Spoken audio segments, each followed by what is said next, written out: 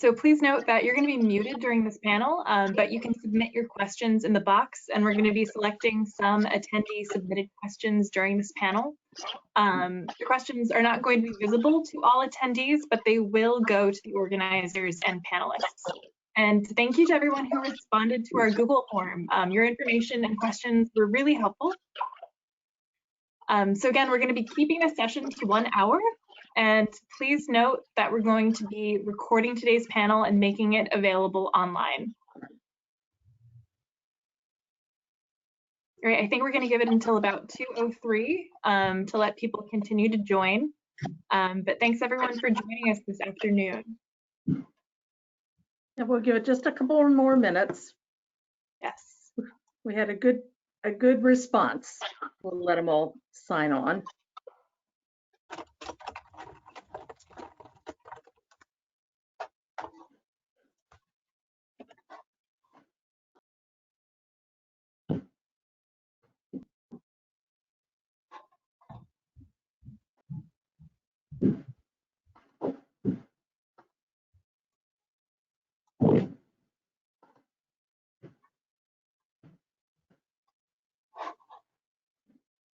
So you're going to be able to view the recording on YouTube afterwards.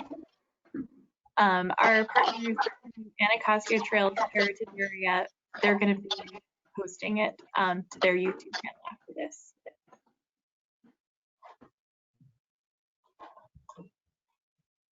So people are continuing to enter. It looks like we've almost hit 100 people in the room at this point. So thanks everyone for joining us this afternoon.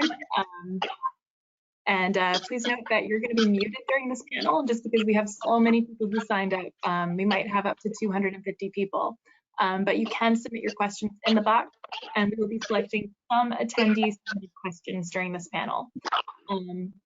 Your questions will not be visible to all attendees, but they will go to the organizers and the panelists. So if you enter something in that question box, you'll be able to see it. Again, we're going to keep this session to 1 hour. Please note that we're going to be recording today's panel and making it available online on YouTube. After the panel, we hope you will participate in a short survey that we're going to be sending out, collecting feedback and also examples of partnerships relevant to today's conversation. And we hope to also make those examples available online with Google Sheets probably, and continue the conversation in that way. So it looks like it's 2:03, so I think I might pass it on to you, Liz. All right, I'm going to get us started so we make the best use of the time we have together. Good afternoon and welcome. I'm Liz Chateau. I'm Executive Director of the Heart of the Civil War Heritage Area, and with my colleagues from the Coalition of Maryland's 13 state heritage areas and the staff of the Maryland Heritage Areas program, I'm delighted to say we have a full house today from across Maryland and beyond. Today's conversation was inspired by an American Alliance of Museum virtual session in May, one that was added to the annual meeting to explore race and unrest and the role of the museum field. We sent the link to everybody who registered today. I hope you all had a chance to listen to that conversation between Smithsonian Secretary Lonnie Bunch, Spelman College President Johnetta Cole, and Lori Fogarty, Director of the Oakland Museum of California. About an hour into that session, the conversation turns to partnerships that can support museums as centers of their community. The movement to position museums as places responsive to the needs of their communities and neighborhoods, and the recognition that issues related to race and unrest are among the most pressing community needs today. In that original webinar, Secretary Bunch notes that museums don't have broad enough shoulders to do everything. And he asks, what is the new model for us? The other panelists echoed the call for collaboration, suggesting an ecology and landscape with other organizations that are looking to do the same collective action. So it's my honor today to introduce our conversation leaders. Omar Eaton-Martinez is the Assistant Division Chief for Historic Resources, Prince George's County, Maryland, National Capital Parks and Planning Commission. In that role, he's responsible for several museums and archaeological parks. His leadership roles include diversity, equity, access, and inclusion initiatives with the American Alliance of Museums and many other affiliations, and a career path that led him to work with the Smithsonian National Museum of American History, the National Park Service, and the Office of the National Museum of the American Latino Commission. Lindsey Baker was recently appointed Executive Director of Maryland Humanities. Much of her career has been in the museum field. She was Executive Director of the Laurel Historical Society, and she also spent 2 years leading Patapsco Heritage Greenway, one of Maryland's state heritage areas. And then Dr. Spencer Crew is Acting Director of the National Museum of African American History and Culture. Before that, he was the Clarence J. Robinson Professor of History at George Mason University. He served for 6 years, or he served as president of the National Underground Railroad Freedom Center for 6 years, and then also worked as National Museum of American History Smithsonian Institution for 20 years, and 9 of those in the role of director.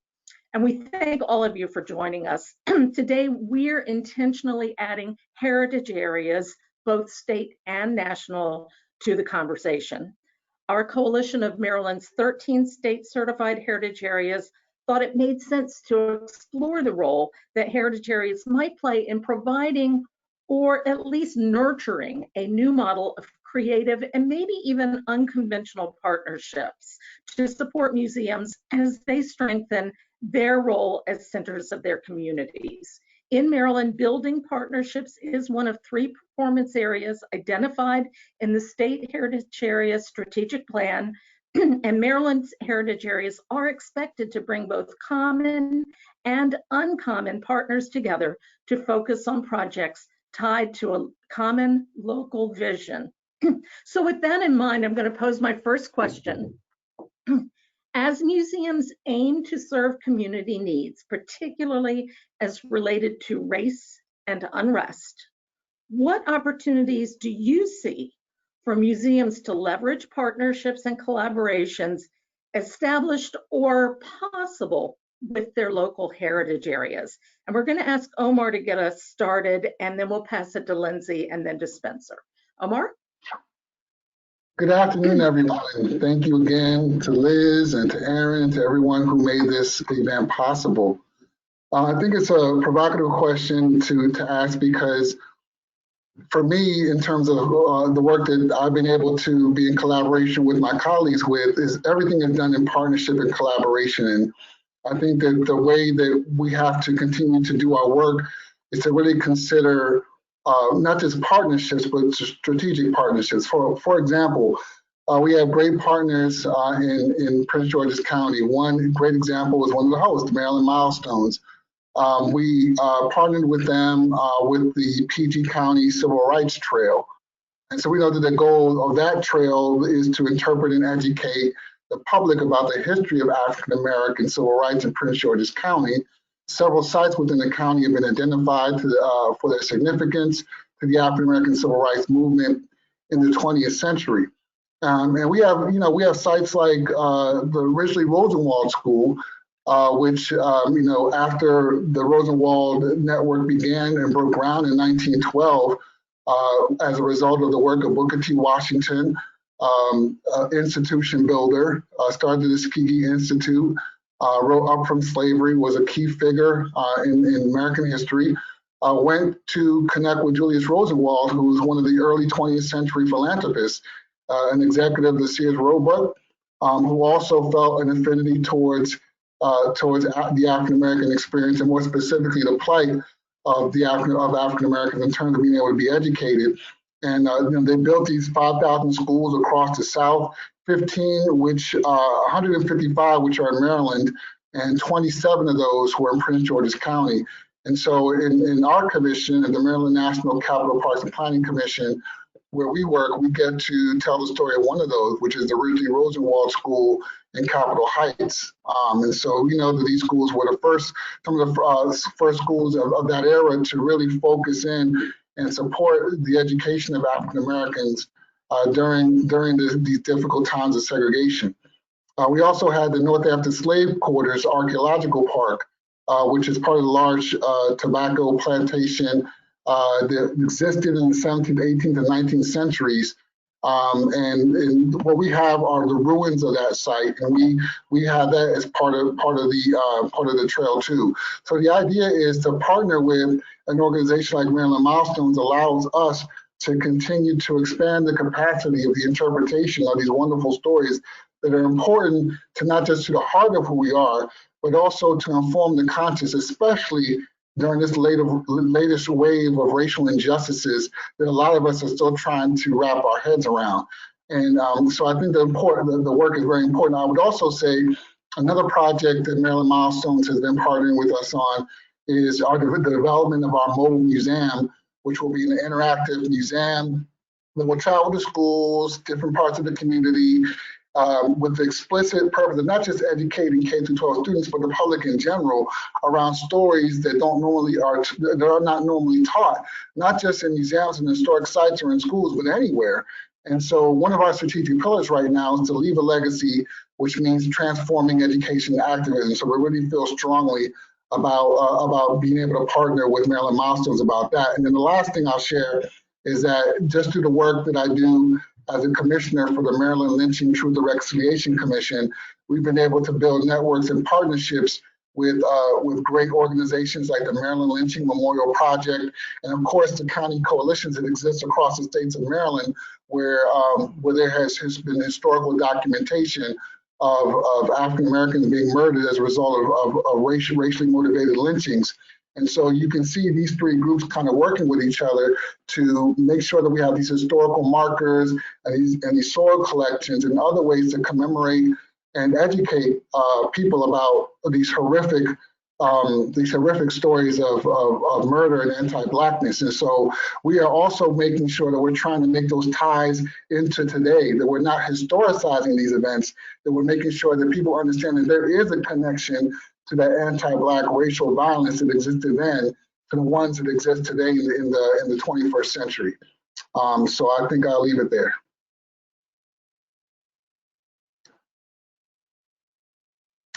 I think you're muted. Okay, can you all hear me now? Yes. Okay. Go for it, Lindsey. All right, great. So as Liz noted, welcome everyone. Thank you for having us, Liz, in the heritage areas. I'm always one to jump right in. So I was with the Laurel Historical Society for 10 years almost, and in that capacity, I thought a lot about the role of smaller institutions within their communities and how they could build authentic partnerships. And I also thought a lot about smaller organizations that have a couple of staff people and how they work on issues related, not specifically to race and unrest, but I think racial equity and community building just kind of was a part of everything that I did. And in working with other smaller organizations through AASLH and AAM Small Museum and Small Museums Administrators Committee, as well as SMA, I saw a lot of small museum professionals thinking about these things in silos, often thinking about them without the full support of their board, who may not be in the same place when it comes to racial equity, and often trying to push, I'll say agendas, but I don't necessarily mean that in a negative way, especially when it was me, but trying to push the organization forward on issues related to race. And so I had the opportunity to work for Patapsco Heritage Greenway for a little over 2 years within the Maryland Heritage Areas Network.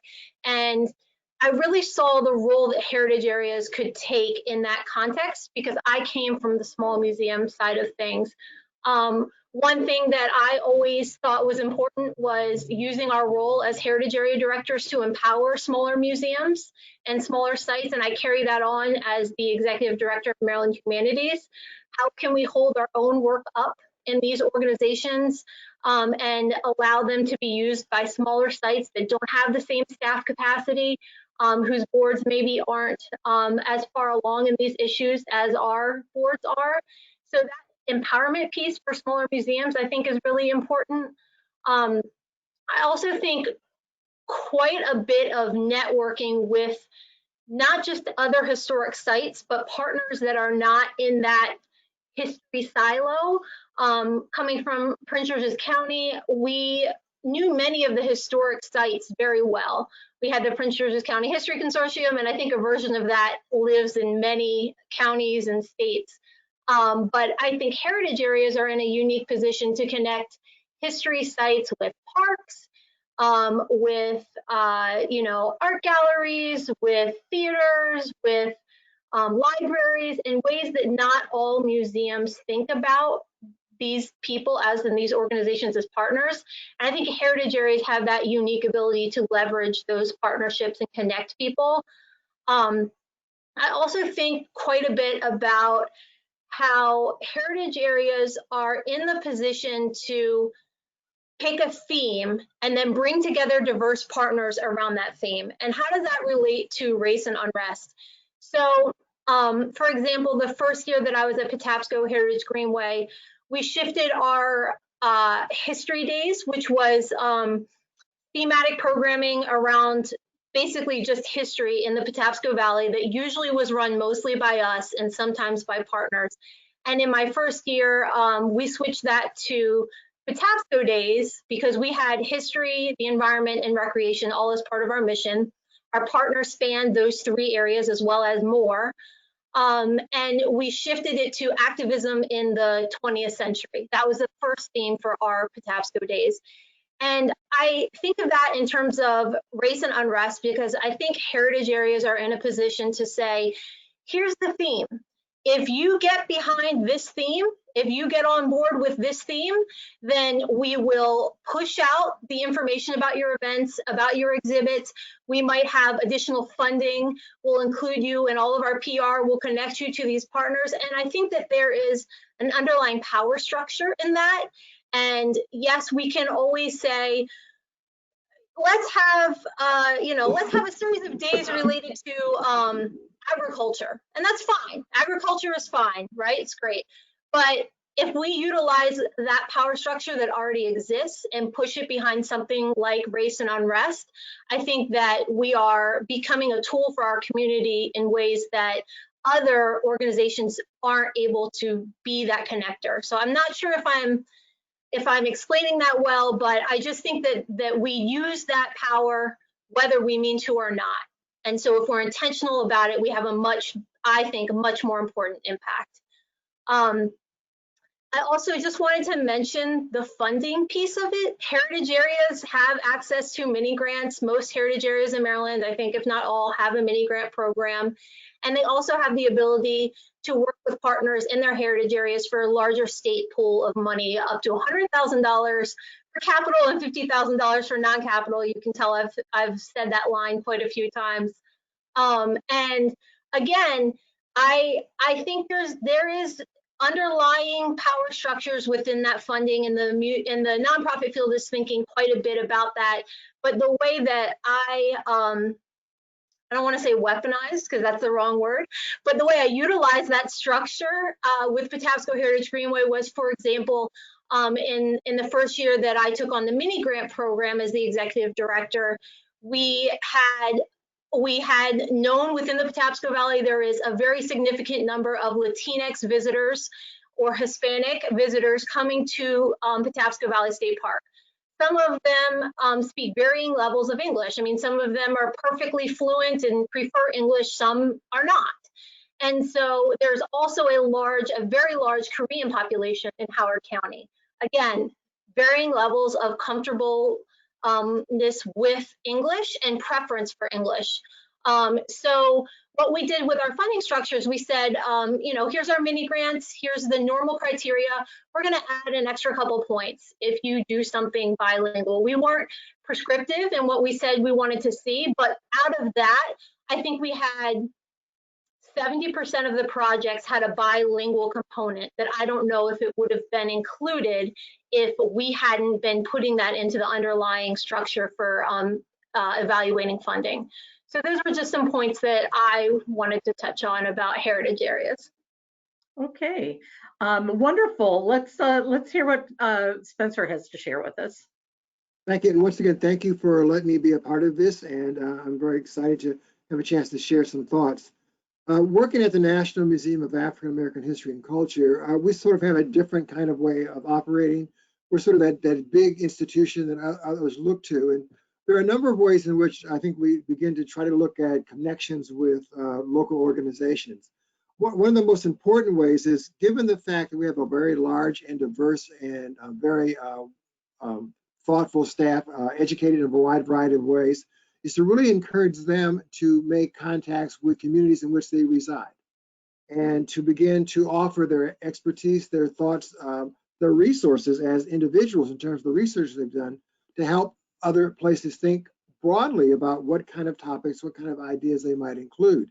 In this way, you begin to allow organizations to think more broadly about what is the heritage of the area in which they reside.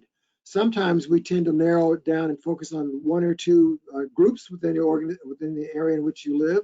But instead, I think it's important to think very broadly about those groups, but also to think very broadly about what are the building stones of that community. Very often, the focus tends to be on the notable names and individuals in that community. But one of the things that with another organization that I was a part of, we began to encourage these groups to think about is, you might have a historic house that's very important and owned by someone of note in terms of the politics. But the question then becomes, who built that house? Who are the people that actually provided the services within the house? What were their lives like? And how do you begin to make their lives a part of it? And I think by encouraging people to broaden their definition of what is important and is who important, it begins to allow groups to think more broadly about what kind of points of view might be important in what they do. The other things that we try to do is to make ourselves available when organizations come to us looking for resources.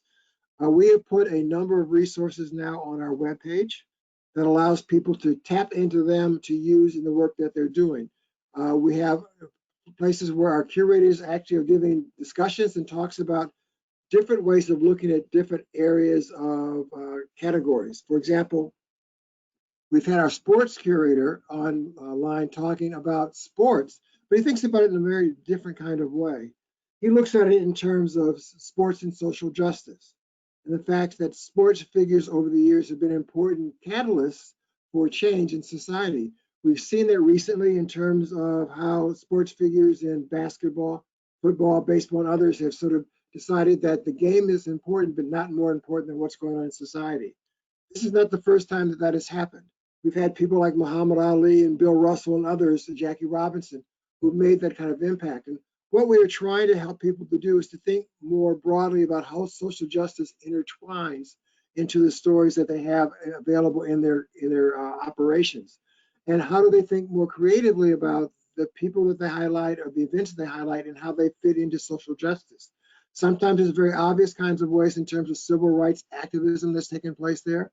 Other ways, it's trying to find who are those figures in that community. For example, we have, I'm in Fairfax County, we have several schools that have the names of individuals that when you do a little digging, you find out these were important individuals in the social justice story of that community, that they sort of stepped forward very early on and really pushed to make change an important part of what they do. And I think what we try to do, what I try to do, is to encourage different organizations, different operations to think more broadly about what are the pieces of heritage where they live that can be brought forward that might not have been studied before. It's also to encourage them to be creative in their research, that you can go look at standard kinds of sources and you will find a standard story.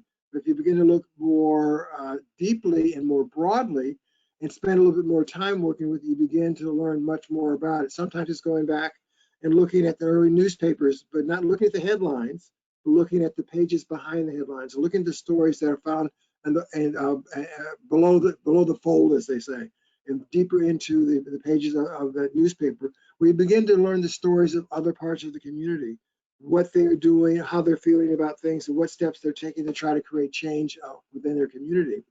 I think what we say at the National Museum of African American History and Culture is that we are telling the American story with an African American lens. And what we try to encourage other organizations to do is to tell the story of their community, but with a diverse lens.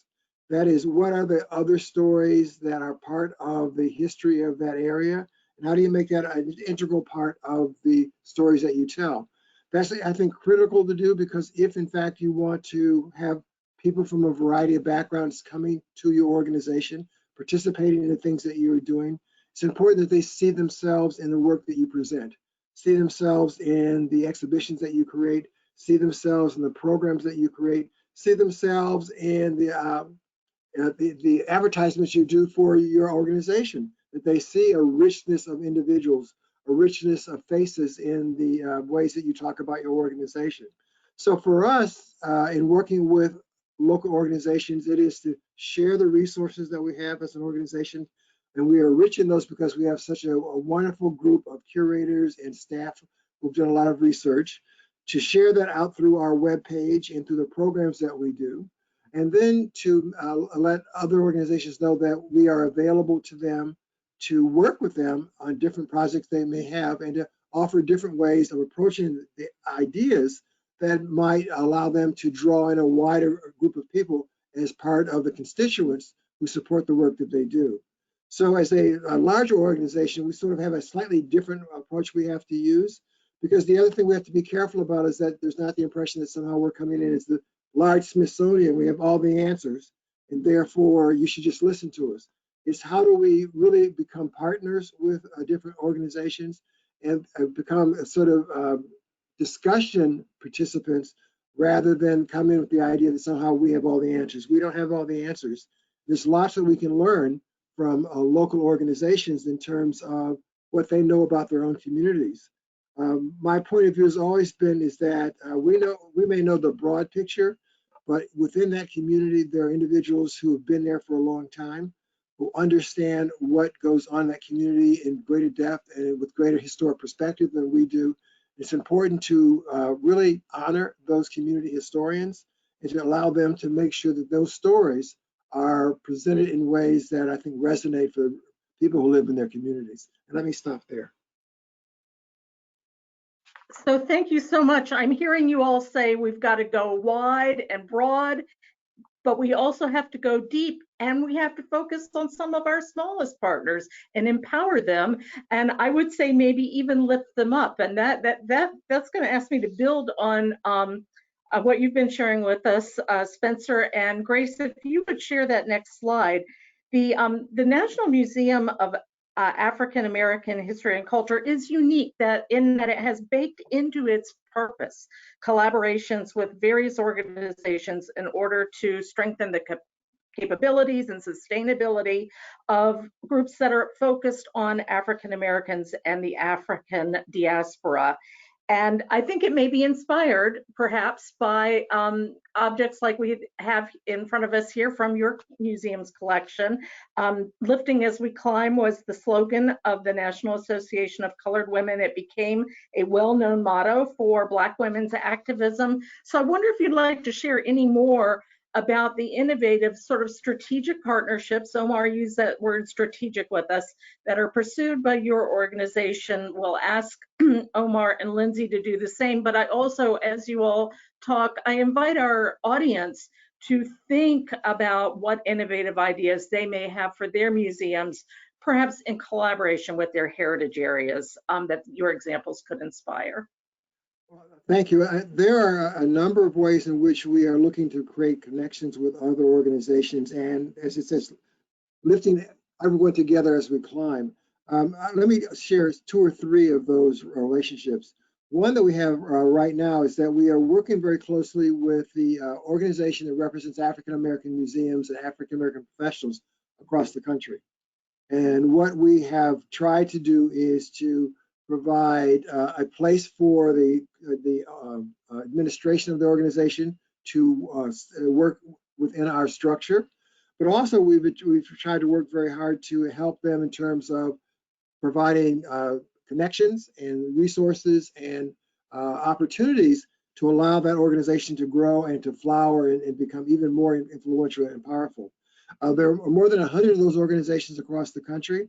And what we see as our role is to be supportive with each of them in ways that they find useful.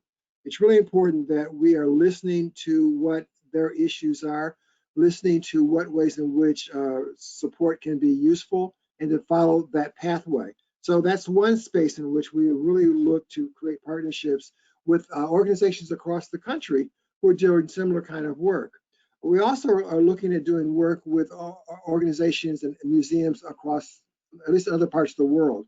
We've started a number of initiatives on the African continent, in Senegal and other places, with organizations and museums there, who again are looking for ideas, looking for support, looking for collaborations in terms of how they allow themselves to grow and to prosper, but also to think about different ways of doing exhibitions and presentations. We have worked, as I said, in Senegal, in South Africa, and other places. Again, coming in to say, what is it that we can do that you will find useful? And listening to those suggestions and using those suggestions as inroads for us to make connections. The other place where we are also doing a lot of work is with historically Black universities and colleges. That in particular, we're looking to do some work with the archives and the holdings, the museums that they have at those institutions, to again help them as they're looking to solidify their collections, solidify the organization of those collections, and how to digitize them and make them more widely available beyond the walls of their organization. We think that that's an important step that we can take in terms of helping the wonderful rich resources that these places have, making them even more available than having to make individual researchers come to them and then make access to them. And the last thing I want to talk about is we have a wonderful program where we actually go out into communities and provide an ability to help them figure out how to save their own material culture. And what we have done is to take experts in conservation, experts in oral history, but also experts in digitization to come to different communities, Chicago, New Orleans, Los Angeles, Atlanta, and to say, please bring your personal artifacts, and we'll help you figure out how to take care of them in the best possible way. If you have images you want to have saved for posterity, we can do digitization of them. And if there are stories that need to be told, we will try to do oral history so you'll have that story available for later generations. So what we're trying to do is to find a variety of pathways we can follow as a way of making ourselves of service to other organizations in ways that they find useful. And that's important. We really want to make sure that we're making ourselves useful to them in listening to the issues that they bring forward as most important for their making themselves more viable and important to their communities, but also, I think, more stable as an organization. Fantastic. Omar, I wonder if you have some thoughts on strategic partnerships to add to that. You've given us a few already. Just a few. I'm trying to be strategic with this time, but and not speak too quickly. But I'll tell you one, just to riff off of what Dr. Cruz shared with us, which is we actually have been speaking to Doretha Williams and Angela Winnett from the Center for the Digitization and Curation of African American History. We had a great meeting with them to take advantage about some of the things that he just mentioned. So probably the lowest hanging fruit for us will be to partner with them around the professional curation, which means they'll be able to help us digitize some of our archives and our 2D pictures and things like that. So it's a great program. The community curation part is also something we're super interested in. And obviously also the support of interns and fellows, and where we may not have the capacity at certain units to do that type of work, we can bring in an intern or a fellow, maybe a more seasoned individual to kind of come in and do that work, which is just amazing support and partnering. I mean, I love how it's a mutually beneficial thing, because obviously if there's any struggle for an institution like the Smithsonian, is that the fact that, is to be able to be in the community, like to be deeply rooted in it. So this way, having this connection, this partnership with our organization allows them to do that and allows us to work with them on the things that they provide. So it's great. Another example would be, we started a new initiative at the Marietta House Museum called Giving Voice. And that initiative is rooted in social justice. And it rests off the fact that that house was the home of Gabrielle Duval, a former Associate Supreme Court Justice. And under our new leadership, under our new leader, Dr. Julie Rose, we are establishing the Giving Voice Initiative. And the idea behind it is to sort of take a 50-50 approach this first year, where we'll be partnering with certain civic-minded and social justice organizations to co-create programs in our site that lift up our interpretation, but also expand out to issues and topics that the communities are concerned about. And the other half of that programming come directly from the staff, but of course in partnership with the rest of our staff, which we have 5 historic house museums and 4 archaeological parks, and all these wonderful professionals that are doing this work that are really focusing on social justice and inclusion. And then we just finished our 2nd annual Echoes of the Enslaved program, where we partnered with the Slave Dwelling Project. Now that whole experience is really a combination of external partnership and internal partnerships, and I'll explain. The external partnership is obvious. It's with the Slave Dwelling Project. It's with Joe McGill, who's gone around for the last 10 years to go and have these wonderful, deep, provocative conversations around the legacies of the enslaved, while having an overnight stay where the enslaved dwelled. And so we started with him last year at Mount Calvert Archaeological Park in Upper Marlboro. And this year we brought him back to Montpelier and Laurel. What we did differently this year, obviously because of COVID, was we were able to live stream the program, which really was which in one sense was a blessing, because it gave much more accessibility to people. I mean, last year in person, we did have 150 people come, which was a lot for that program. But with the live streaming, we were able to get hundreds, in some cases thousands of people on one night. So this year we also expanded the narrative, not just to talk about the legacies of enslavement, but also the intersections of the legacies of enslavement with colonization. So we had one of the elders from the Piscataway Nation, Rico Newman, join him in a conversation. And the first night, Joe was joined by our new lead historic interpretation and community engagement officer, Marvin Alonzo Greer. And they had a wonderful discussion that hopefully you guys can check out on our PG Parks History Facebook page. And then internally, the alliances really were our archaeology unit, which does a lot of work around public archaeology, but also compliance and other things like that. They were able to, be the brainchild and really cultivate this idea and built it up to what it is. But then we also had the help of our Black History program. We had the host. We had Montpelier this time, and of course, we wouldn't be able to do too much without our dynamic communications officer, as well our Ray Wallace and our public affairs and marketing division.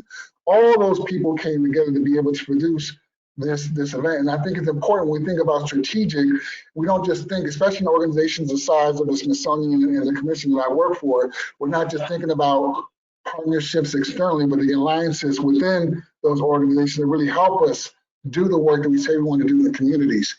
And then lastly, I will also share about Legends and Legacy, which is a program series that we started in 2018, which was in partnership with the authors of Like a Phoenix I'll Rise, Dr. Alvin Thornton and Karen Gooden, who wrote a history of the African-American experience in Prince George's County from 1696 to 1996. And we were able to do great events focusing on just the general history of Black experience, and then drilling down into the history of African Americans in education and things like segregation and lack of resources, and how we've dealt with that, and we're still dealing with that in a certain context.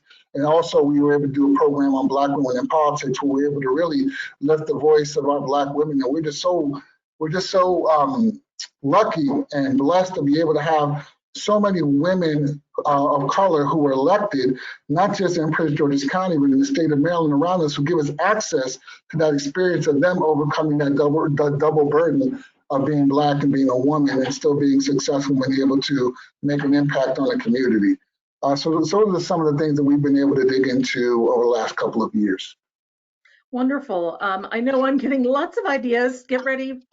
folks from my heritage area. But before we leave this, Lindsey, strategic partnerships that you would like to share beyond what you've already given us. Sure, and I'll make it brief, right? Because we're lengthy. I know we like to talk, but I want to. Can I upvote or give a virtual thumbs up to all the work that PG Parks is doing? Omar knows I'm a huge fan, and also say that look at their Facebook page or take a look at the Banneker Douglas page in Annapolis for some really innovative stuff that's happening in Maryland. So I'll be brief, and I don't think that Liz mentioned that I have only been with Maryland Humanities for about 6 weeks, maybe a little bit less. So we have some really great partnerships, including developing the teaching with primary sources with MPT, Humanities Connection with WYPR, and our One Maryland One Book program, which has more partners than I am yet aware of, but libraries are a major partner for that. And I'm just going to briefly talk because I've been so such a short time with Maryland Humanities. I'll talk about our most strategic partnership at Patapsco Heritage Greenway, which was related to our Latinx outreach. And so like I mentioned earlier, there was a very significant portion of visitors in the warmer months coming to Patapsco Valley State Park, which is in the middle of that heritage area, were self-identifying as Hispanic or Latinx. These people were amazing heritage tourists. They came, they spend, not past tense, they come, they spend the whole day, they bring multi-generational groups into Patapsco Valley, but local organizations beyond the Patapsco Valley State Park we're really struggling with how to serve these groups. And that's something that we took on as the heritage area, Patapsco Valley Heritage Area.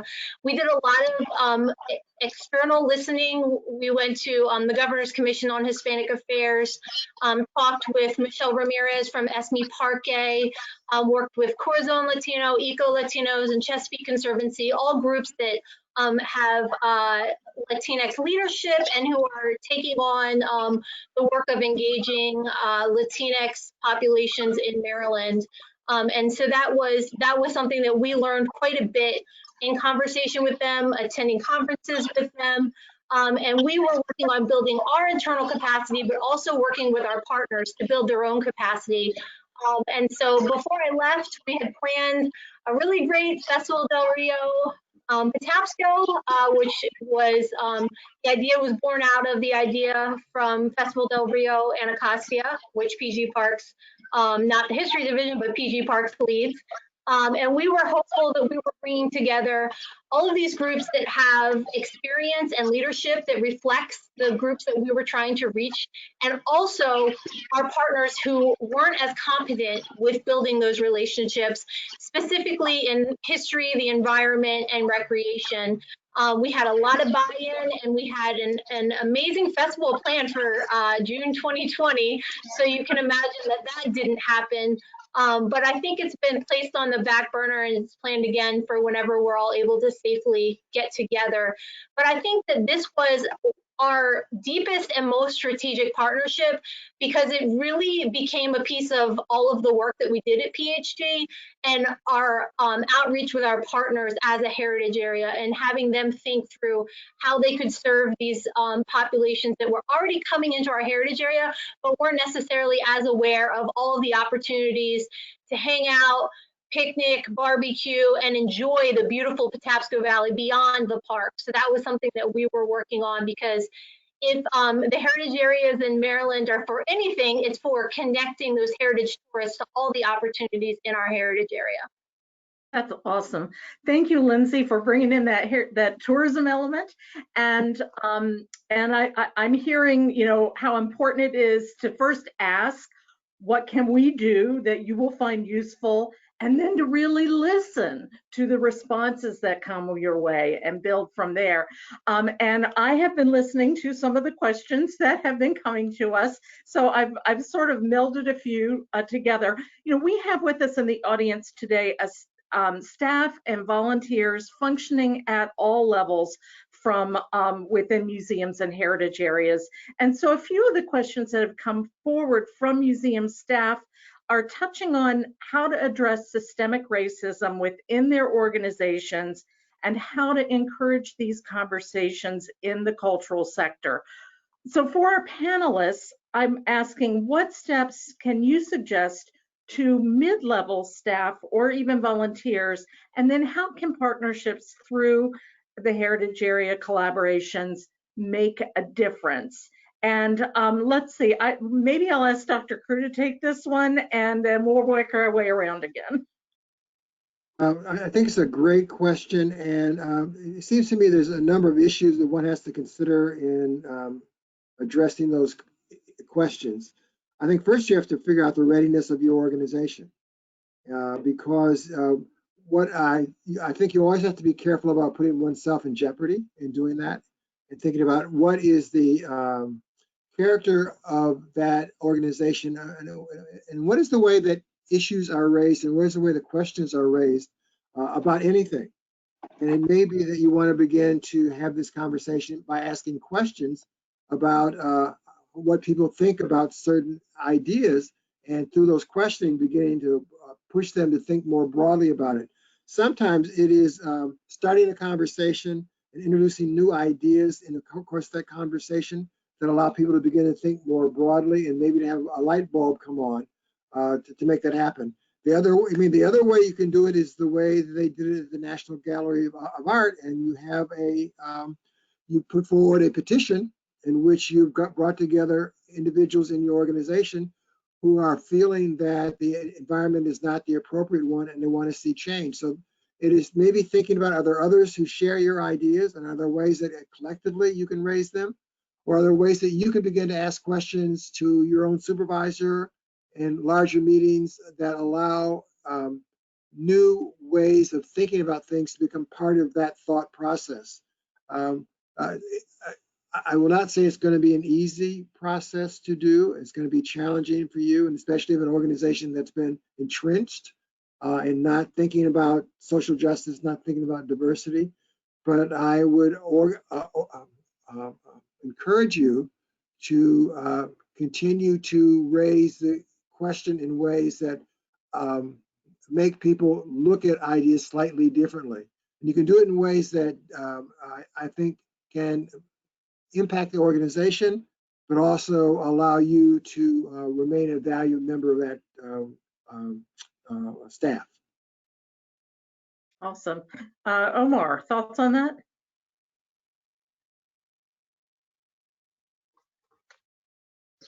I think there's a lot to dig into. I like where Dr. Crew went in terms of making sure that people are checking themselves and their readiness.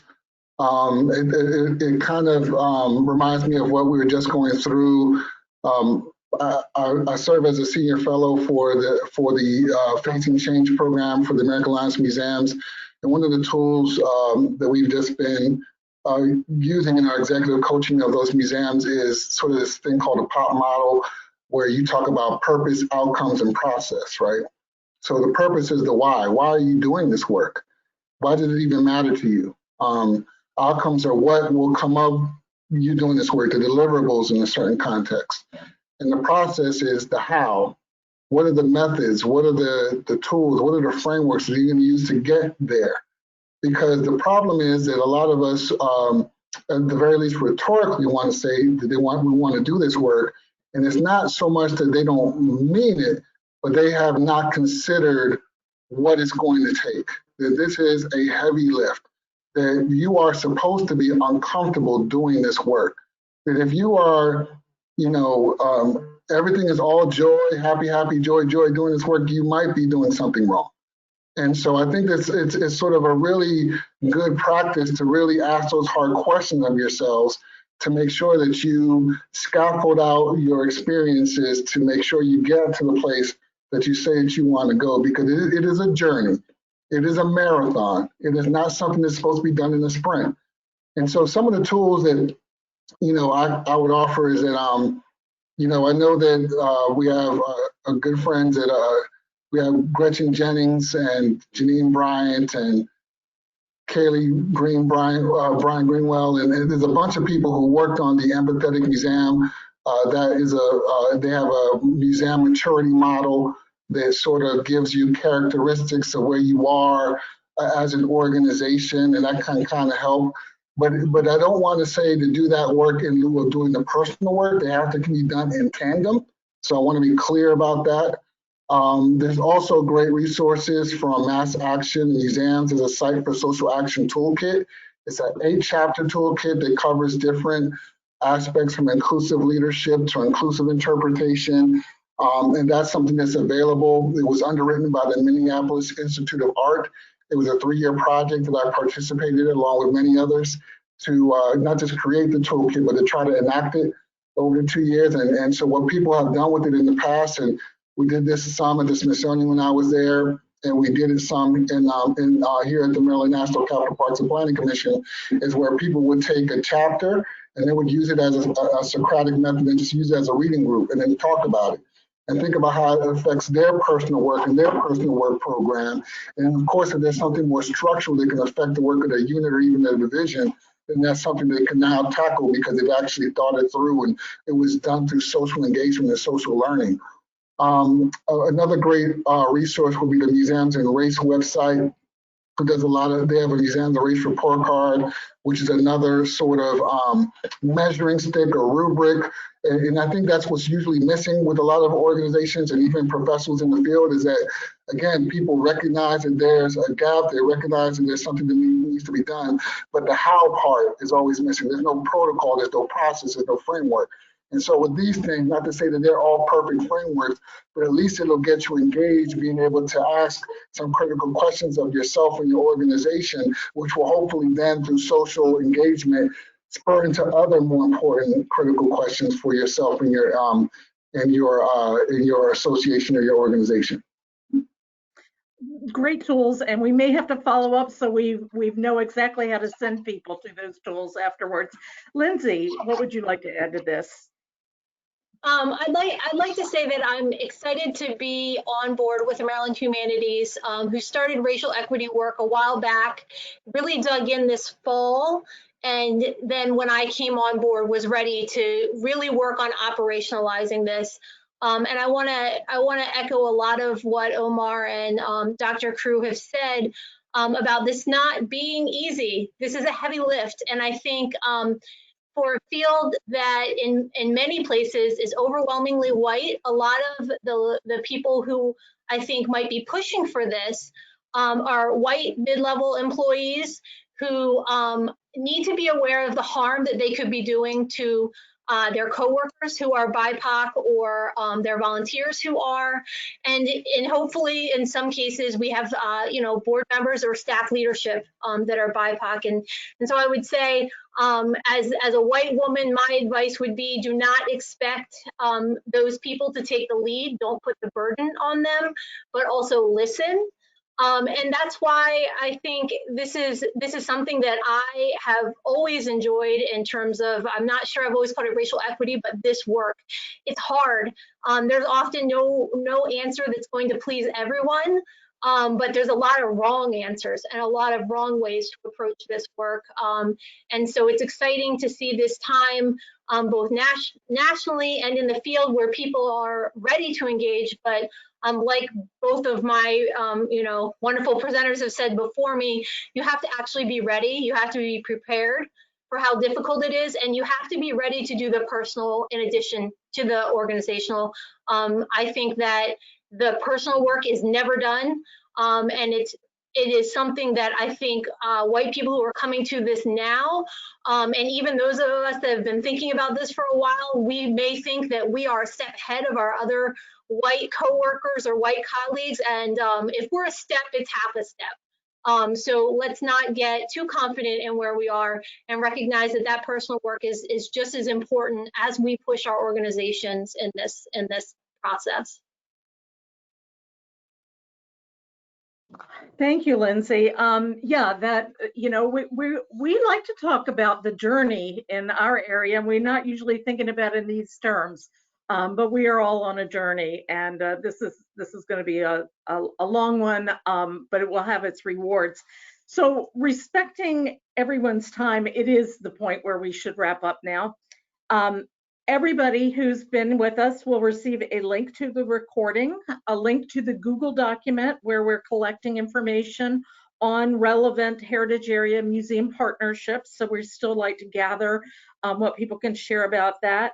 We will also send out a survey so that we can assess this conversation and then determine next steps and ways that we might be able to answer questions that we weren't able to get to today.